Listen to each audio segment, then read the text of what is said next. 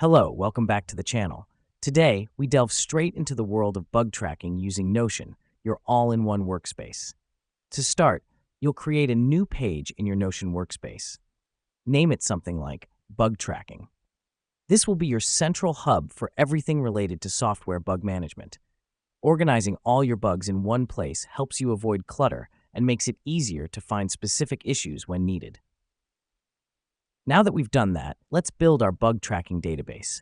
Click the plus Add a New Page button, then select Table as the page type. Each row in this table will represent a bug, while columns will represent the bug's attributes, such as status, priority, assigned to, and due date.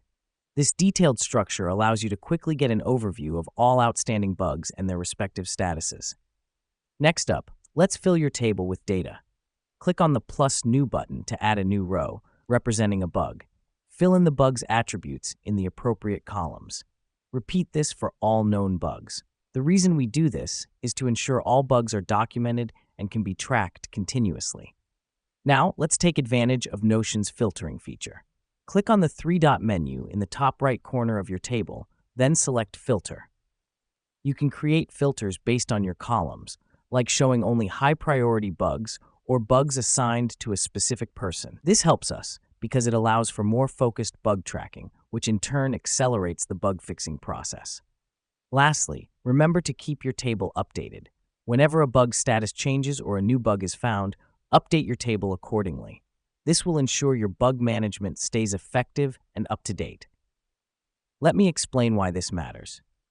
Consistency in updating your bug tracking table ensures your team stays informed about the latest bug statuses, enabling them to prioritize their work effectively. And there you have it, a simple, effective way to document and track software bugs using Notion.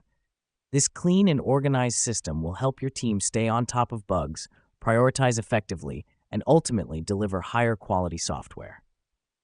Thanks for tuning in, and happy bug hunting!